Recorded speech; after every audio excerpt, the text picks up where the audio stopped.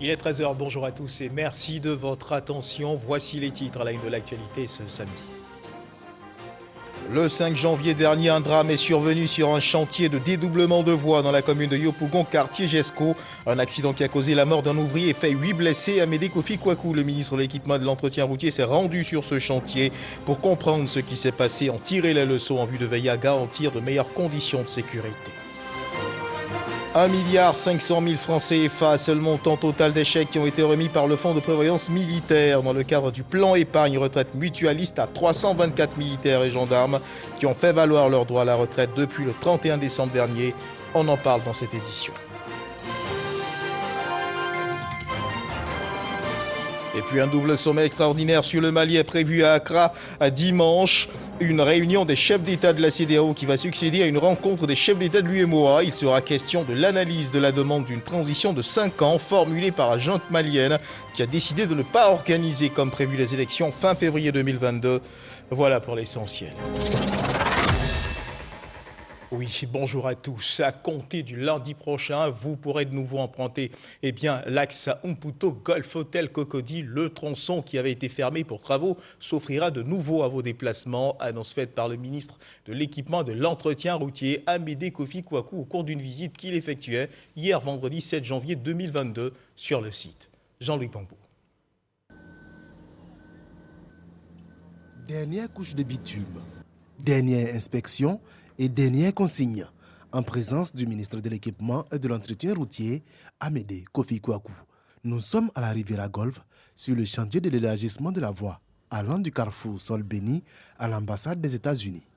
Les travaux sont dans leur ultime phase. Les travaux sont finis à 95%. Vous voyez, on est en train de mettre exactement la dernière couche. Et puis après, mettre les bandes blanches, c'est-à-dire pour la sécurisation des usagers. Les travaux portaient notamment sur l'élargissement et le renforcement en 2x2 voies de ce tronçon de 8 km avec la construction d'un pont. Les rampes d'accès à ce pont avaient été fermées depuis le 22 décembre dernier. Avec ces travaux, nous étions obligés de fermer pendant près d'une dizaine de jours cette voie. Ça a causé beaucoup de désagréments.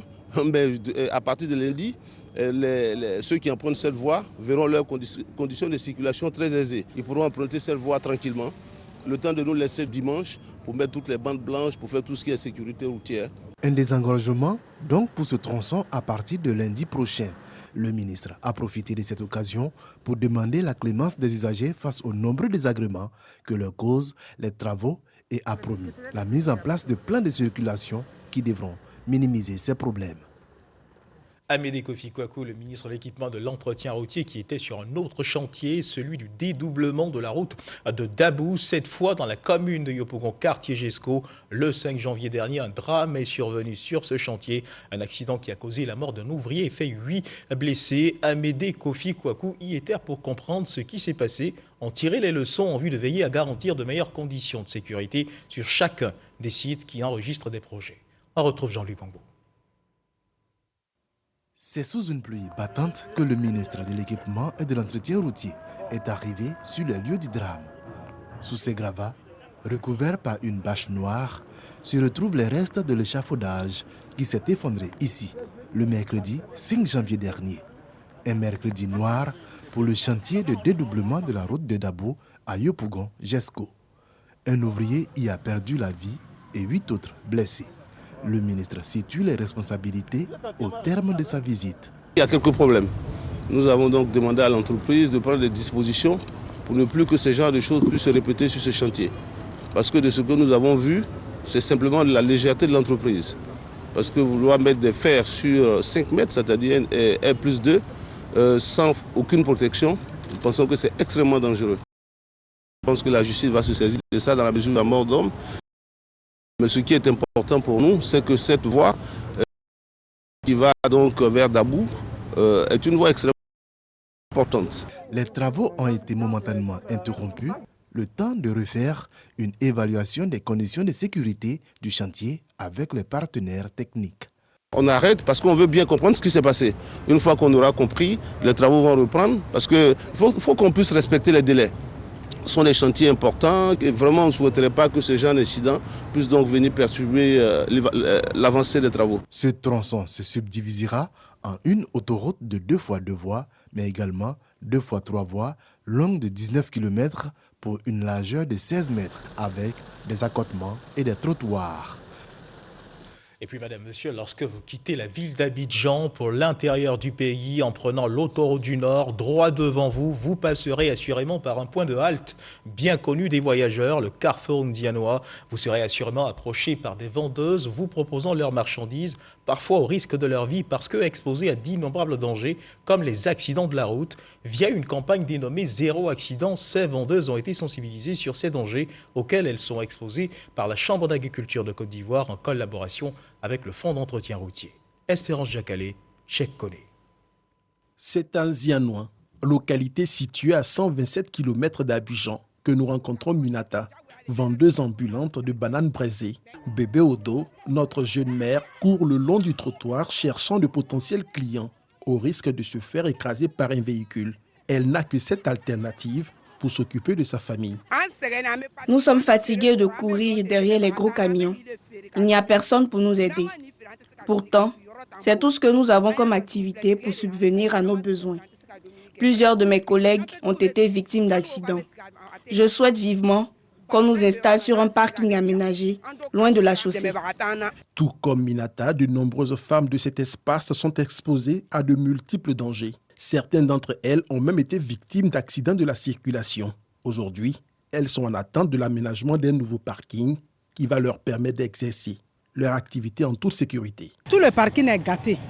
Tout est détruit à cause des gros camions. Tout ça, ce sont des places qui sont vides, qui sont là. S'ils ont vu le chef, qu'ils ont accepté, ils viennent, ils arrangent. Tout ici, ils vont remplir, fermer, arranger pour aller derrière. Là. Elles vont aller derrière. Si elles vont derrière, là, quand elle va rentrer là, quand elle va aller en bas, il va garer, elles vont vendre. Si elle finit de vendre, là, le car ressort.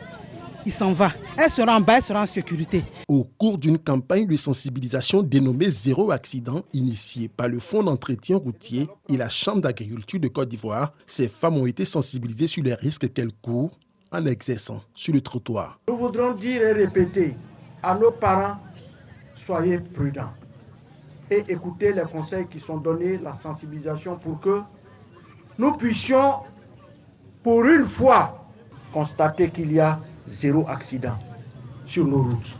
Aujourd'hui, l'État a mis en place 350 milliards, dont 250 milliards dédiés à la construction de 11 marchés de gros au niveau national, de 39 marchés de relais, et il y a 100 milliards dédiés pour la construction ou la réhabilitation de 67 marchés de détail. Cette campagne, débutée pendant les périodes de fêtes de fin d'année 2021, ne s'est pas limitée en Ndianois, elle s'est étendue dans les localités environnantes, notamment Saint-Grobo et Carrefour Ndoussi.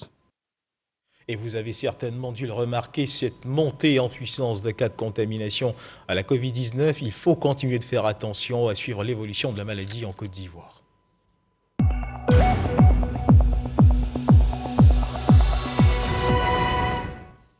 Le ministère de l'Hygiène publique et de la couverture maladie de la santé aussi a enregistré hier vendredi 7 janvier 2022 606 nouveaux cas de Covid-19, 528 guéris et 2 décès.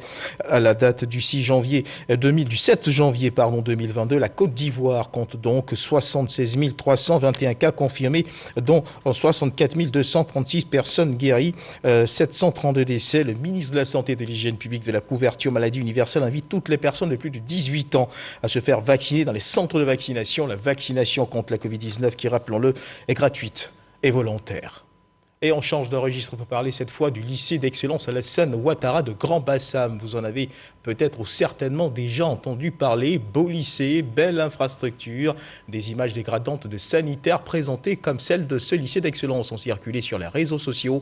Pour se faire son opinion de ce qu'il en est réellement, hier vendredi 7 janvier 2022, la ministre de l'Éducation nationale Mariatou Koné s'est invitée dans ce lycée d'excellence à la surprise générale de la direction de l'établissement et dans sa délégation se trouvait notre reporter Jean-Marc Tchadji.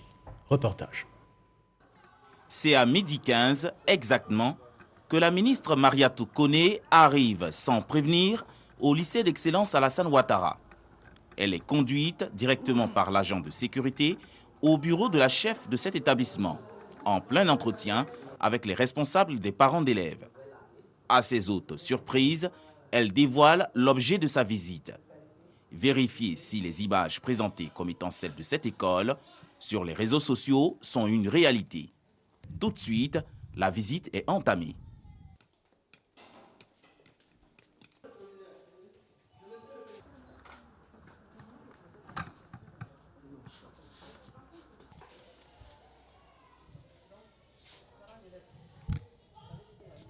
Après plus de 30 minutes, elle se fait une idée nette de la réalité.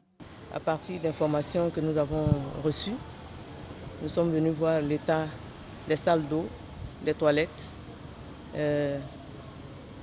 des chambres à coucher, des dortoirs, des élèves. Et nous avons pris bonne note de ces réalités qui impliquent les parents d'élèves, les élèves eux-mêmes, toute l'administration. Et très bientôt, au sortir d'ici, je vais convoquer une réunion où je vais recevoir tous les parents d'élèves du lycée d'excellence Alassane Ouattara. Il faut que chacun joue sa partition. Une réunion avec les parents d'élèves pour améliorer davantage les conditions de vie dans cet établissement cher au président de la République. Mais en attendant, Mariatou Koné a tenu à sensibiliser les élèves sur la nécessité de prendre soin de son cadre de vie. Madame, nous avons appris qu'être propre, c'est rester en bonne santé, que la propreté, ça paye, ça permet aux élèves, au personnel et à tout le monde de rester en bonne santé, de vivre dans un environnement propre pour mieux étudier et être toujours excellent. Mais pourquoi, quand vous êtes dans vos dortoirs, vous ne tirez pas la chasse?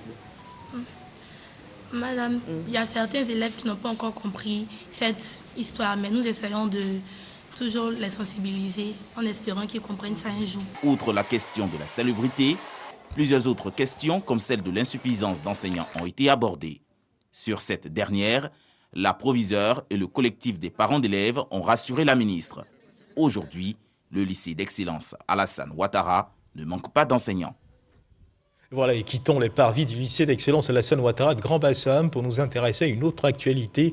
1,5 milliard francs CFA, c'est le montant total des chèques qui ont été remis par le Fonds de prévoyance militaire dans le cadre du plan épargne retraite mutualiste à 324 militaires et gendarmes qui ont fait valoir leur droit à la retraite depuis le 31 décembre dernier. Après des années de service rendus à la nation, c'est une nouvelle vie qui commence pour eux, accompagnée de devises épargnées au prix de 1000 sacrifices.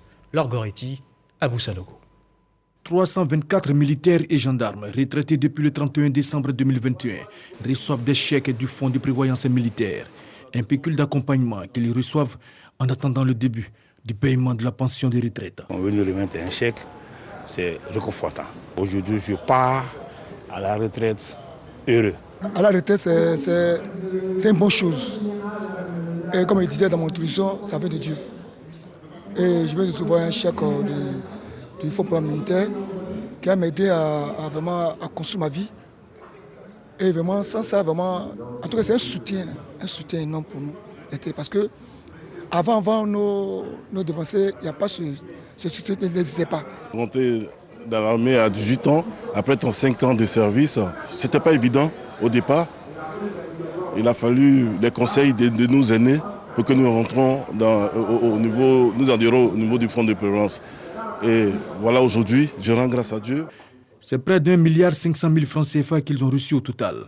Le directeur du Fonds de prévoyance militaire et le représentant du ministre d'État, ministre de la Défense, n'ont pas manqué d'inviter les bénéficiaires à un bon usage de leur chèque.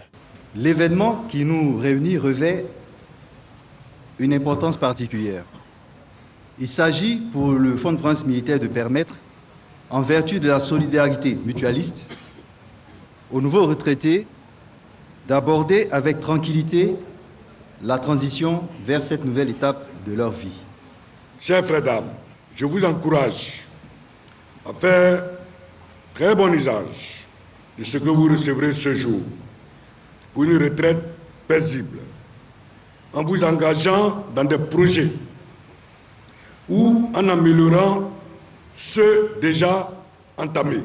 Le Fonds de prévoyance militaire est une mutuelle sociale qui a pour mission de faciliter aux militaires, gendarmes et à leurs familles l'accès à des soins de santé de qualité et recourir à l'amélioration de leurs conditions morales, matérielles et sociales.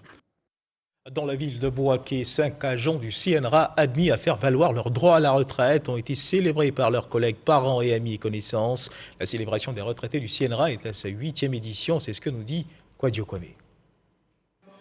Les résultats des travaux du Centre national de recherche agronomique, CNRA, ont permis à l'agriculture ivoirienne un bond qualitatif. La production cotonnière, l'État veut la porter à 500 000 tonnes par an. Tout cela, c'est grâce à la recherche. On a les variétés de manioc qui produisent jusqu'à 25 tonnes. De l'igname, même chose, peut aller jusqu'à 30 tonnes. On a aussi les cultures maraîchères, c'est-à-dire la tomate, les aubergines, le gombo. Malgré ces efforts et cet acharnement au travail, le mérite des travailleurs du centre de recherche n'est pas reconnu à leur départ à la retraite. Peut-on parler du coton en Côte d'Ivoire sans parler des docteurs Ocho Germain? Peut-on parler du manioc aujourd'hui sans citer M. Kwadiokra? Je citerai aussi M. Konaté Draman, qui a été l'un des tout premiers à travailler sur le soja en Côte d'Ivoire. Demander à ce que ces gens qui se sont investis pour la recherche soient reconnus, soient décorés, je crois que c'est légitime. La direction générale de la structure, pour sa part, n'oublie pas ses agents. Elle a donc tenu à rendre un hommage à 5 travailleurs admis à faire valoir leur droit à la retraite après 30 ans d'abnégation au travail et de loyaux services rendus à la nation ivoirienne. Je n'ai pas tout fini. Comme le temps est arrivé, c'est pourquoi nous allons partir. Sinon, il y a encore beaucoup de défis que j'ai confiés à mes jeunes collègues qui restent avec moi pour continuer. La célébration des retraités du Centre national de recherche agronomique est à sa 8e édition. Elle a réuni le monde de la recherche, les structures partenaires, les autorités administratives et politiques de Bouaké, parents, amis et connaissances. Et loin des hommages pour loyaux services rendus à la nation, direction la Guinée-Conakry pour un instant découverte où un poisson très apprécié du peuple guinéen, en particulier des habitants de la région côtière, s'exporte bien, tellement bien que son prix d'achat sur le marché local a augmenté. Ce poisson, c'est le mâchoiron communément appelé konkoué dans ce pays, généralement consommé dans sa forme fumée. Aujourd'hui, le konkoué est un poisson cher pour le panier de la ménagère guinéenne. Il fait l'objet d'un réel business. Salimata Dia nous montre dans cet élément comment ce poisson fait la fierté de la Guinée. Le poisson konkoué, un trésor convoité, c'est le dossier Vie d'ici, signé Salimata Dia de retour de Conakry. 8 heures au port de pêche de Bessia, dans la commune de Matoto, à Conakry. Kadiatou, cette mère de famille, habitante du quartier, est à la recherche d'un poisson, le mâchoiron, appelé en langue locale le konkoué. Une fois trouvé, le marchandage est enclenché, car pour Kadiatou, le prix est élevé pour son panier de ménagère. Elle aura 5 poissons à 7 000 francs CFA au lieu de 4 000 francs CFA qu'elle avait prévu. Elle finit par céder face à une vendeuse qui lui fait comprendre la hausse du prix du konkoué. Nous achetons le carton à 20 000 francs CFA au lieu de 10 000 francs auparavant. Et le carton contient une trentaine de poissons en fonction de leur grosseur. Nous revendons 4 à 5 poissons à 7 000 francs CFA et nous obtenons une marge de bénéfice de 10 000 à 15 000 francs CFA. Ce poisson, elle l'a acheté auprès du pêcheur Lamine. Selon lui, l'augmentation du prix du carburant, la taxe sur l'exportation de matériel de pêche sont tant de raisons qui expliquent aujourd'hui la cherté du poisson konkoué. Il y a du poisson dans nos eaux, seulement le matériel de pêche qui coûtait 15 000 est passé à 30 000 et donc nous sommes obligés de fixer les prix en fonction de la hausse des tarifs sur le marché, notamment celui du carburant qu'on utilise pour la partie de pêche à une distance éloignée. Une fois à la maison, le konkoué sera nettoyé dans les règles de l'art. On prend le poisson, on le divise en deux, on nettoie l'intérieur en retirant les déchets et on le lave avec de l'eau tout simplement. Revendeuse de poissons konkoué, Kadiatou assure que la vente de poissons permet d'assurer le quotidien de ses enfants. Seulement, elle déplore les tarifs non homologués et par manque de subvention de l'État, les personnes exerçant dans ce domaine d'activité sont livrées au diktat des pêcheurs. C'est une espèce essentiellement côtière. C'est des espèces qui sont pêchées dans les profondeurs de 5, 10, 15 à 20, 40 mètres pour l'espèce parquet qui est un peu au large. Donc la consommation de carburant n'a aucune influence sur l'exploitation. Plutôt, aujourd'hui, ce qui est le problème sur le marché, c'est que ce poisson, hier, n'était pas exporté vers les marchés européens, vers les autres pays, mais c'était essentiellement une consommation locale. Mais aujourd'hui, ça a complètement dépassé ce stade et aujourd'hui, la demande est très forte pour l'extérieur. Il ne faut pas oublier qu'il y a combien de millions ou bien de millions de Guinéens, de Sénégalais, d'Ivoiriens en Europe. Et le marché américain n'est pas fermé. Le poisson konkoué a une valeur commerciale très appréciée en Guinée. Il occupe la 4e place sur la centaine d'espèces vivant dans les eaux guinéennes. Kadiatou Bangoura est exportatrice de poissons depuis 10 ans. Elle est la présidente de la coopérative des femmes exportatrices au port de pêche de Télémili, en pleine centre-ville de Conakry. Même si leur activité est encore dans l'informel, il est difficile de connaître les chiffres exacts sur l'exportation du konkoué vers les autres continents. Elle estime contribuer à l'économie guinéenne et à faire la promotion du konkoué à l'étranger. Vous voyez que les femmes encore fournissent les devises au pays parce qu'on nous ramène en devises. Moi, par exemple, j'ai ouvert le compte et même celles qui n'ont pas de compte, toujours je peux recevoir leur argent et leur remettre. Donc nous contribuons aussi dans ce sens-là. Quand nous avons commencé l'export vers les États-Unis, par exemple, on avait des Ivoiriens qui achetaient un peu, c'est surtout les Guinéens qui le consomment, les Léonais. Mais aujourd'hui, dès que ça arrive, les Nigérians sont là, les Béninois sont là, les Togolais sont là, parce qu'ils ont goûté à ce poisson-là. À l'export, un conteneur prend 925, 900, ça dépend de la grosseur du carton. Elles sont 7 coopératives de 67 femmes fumeuses à recevoir la formation des ONG sur les techniques de commercialisation, mais surtout de fumage, qui fait la particularité du goût du mâchoiron de Guinée. Le konkoué guinéen déjà vient de la mer, presque il y a le sel dessus, donc on n'a pas besoin d'ajouter autres ingrédients dessus. Nous prenons seulement, nous lavons très bien et nous mettons au feu. Avant le konkoué, ça apparaît, tu pouvais avoir à 30 000, 25 000. Mais l'essence aussi était moins coûteux. Mais maintenant, là, tu peux avoir un konkoué à 60 000, 70 000 francs guinéens pendant 30 minutes, 45 minutes. Nous essayons de renverser le poisson. Après les 45 minutes aussi, on essaie de changer la position pour que toutes les parties du konkoué soient cuites. On va essayer de dorer maintenant le poisson. Dorer, c'est-à-dire embellir le poisson. Là, on va prendre beaucoup plus de fumée que de feu. Il y a une différence entre le konkoué guinéen, le mâchoiron guinéen et le mâchoiron des autres pays. Par exemple, on a vu le mâchoiron d'autres pays, mais nous, on a goûté. Mais on sait que le mâchoiron guinéen, réellement, ça a du bon goût plus que les autres. Ça, c'est reconnu partout. Et vous ne savez pas pourquoi le goût est différent? Qu'est-ce qui fait que ce goût est différent? La manière de fumage. 3 heures de fumage en moyenne avec un bois particulier, celui du palétuvier Avicenia, selon le Centre national des sciences halieutiques. Mais la fumée dégagée avec l'utilisation des fours traditionnels en général reste pénible pour leur santé. Vous ne pouvez pas avoir une femme ici, vraiment une fumeuse, qui peut avoir plus de 70 ans. Ce n'est pas possible. Nous venons de perdre certaines de nos fumeuses ici qui n'ont même pas 50 ans. Tout ça, c'est à cause de ça, la fumée qu'on absorbe là. Le ministère rassure, des mesures ont été prises pour améliorer les conditions de travail. Il y a eu la construction de beaucoup de hangars de fumage pour atténuer les effets néfastes de la fumée. Et les chambres froides également, les conditions de sécurité ont été améliorées. Environ 27 000 kg de poissons sont débarqués au niveau de la perche maritime en Guinée, rien que pour l'année 2020. Le konkoué fait partie des poissons suivis par les chercheurs guinéens avec des études en cours.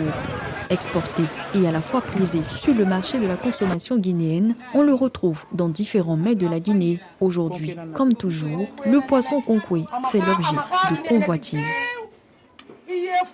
Voilà, dossier de Salimata Oudia qui, nous l'espérons, nous a rapporté du konkoué dans ses valises. Retour en Côte d'Ivoire où certaines populations du Gontougou, des personnes issues des couches défavorisées ont pu assurément passer de bonnes fêtes de fin d'année et entrer dans la joie en 2022 grâce à ce don qui leur a été offert par le président du conseil régional du Gontougou. La remise de ces dons a eu lieu au sein du conseil régional à Bandoukou.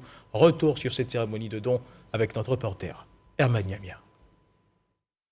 227 personnes issues des couches vulnérables de la région du Gontougou viennent de recevoir des vivres. Le conseil régional du Gontougou matérialise ainsi sa solidarité envers cette frange de la population.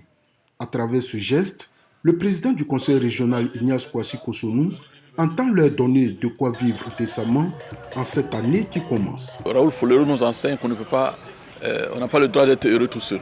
Quand on rit, il faut faire en sorte que ceux qui sont à côté de vous puissent rire aussi. Donc il a dit ceux qui n'ont pas de grand-mère, qu'on fasse tout pour leur donner un peu de sourire, leur donner un peu de vivre. C'est ce qui justifie et c'est ce que nous venons de faire. Ces kits alimentaires composés des sacs de riz, de cartons d'huile, de poulet et des pagnes ont coûté au conseil régional du Gontougo la somme de 2 millions de francs CFA. Un don que les bénéficiaires ont réceptionné avec beaucoup de gratitude. Fini l'année 2021 sur cette note de solidarité et de partage avec nos parents nécessiteux est une joie immense pour nous.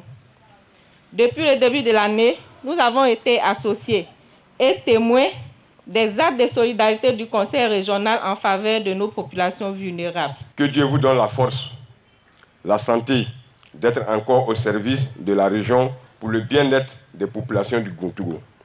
Au cours de cette cérémonie, le président du conseil régional a rappelé quelques actions posées par son institution depuis le début de l'année 2021.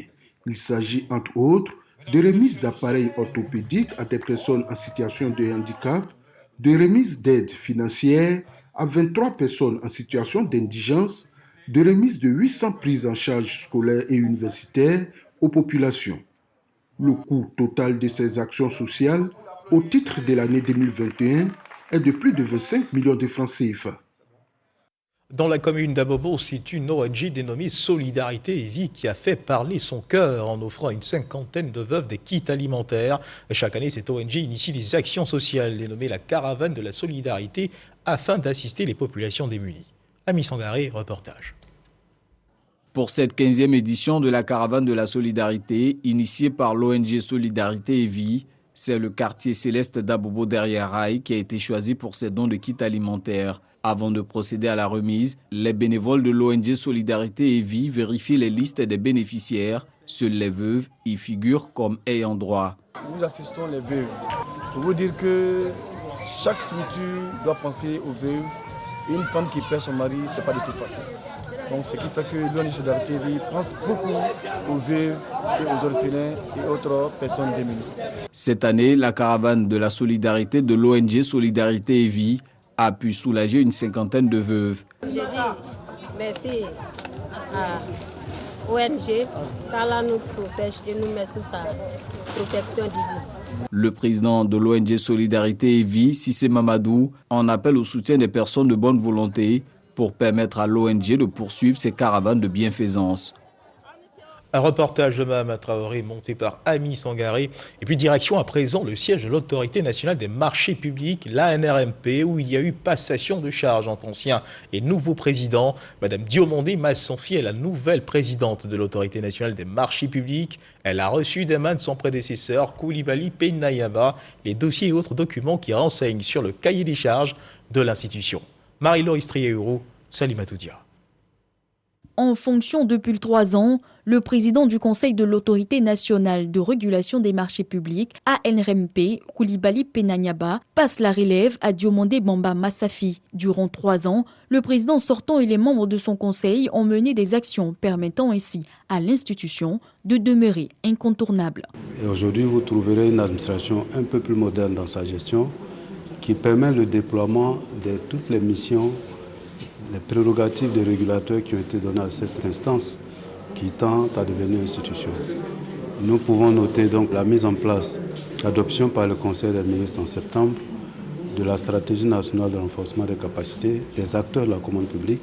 Nous avons l'accréditation des acteurs de la commande publique, des professionnels déjà sur le terrain, qui sont donc reconnus désormais comme tels. La nouvelle présidente de l'ANRMP, Diomandé Bamba Massafi, entend renforcer les acquis de l'institution pour la rendre encore plus efficace. Nous allons nous évertuer à préserver ces acquis-là et à essayer, avec le meilleur de nous-mêmes, à bonifier ces acquis, à les consolider. Avec toutes les actions à mener, la nouvelle présidente et son conseil entendent, dans les mois à venir, faire de l'ANRMP une institution qui va contribuer au développement de la Côte d'Ivoire en améliorant la gestion des marchés publics. Et dans l'actualité internationale, au Mali, un double sommet extraordinaire sur le Mali est prévu pour se tenir à Accra demain dimanche. Une réunion des chefs d'État de la CEDEAO qui va succéder à une rencontre des chefs d'État de l'UEMOA. Il sera question de l'analyse de la demande d'une transition de 5 ans formulée par la junte malienne qui a décidé de ne pas organiser comme prévu les élections fin février 2022. Et pour mieux affiner les tractations de dernière minute sur le dossier Mali, dès ce samedi, les chefs d'État seront dans la capitale ghanéenne. C'est sur cette information que se referment les pages de cette édition. Merci de nous avoir suivis. Agréable début d'après-midi. Dieu garde la Côte d'Ivoire.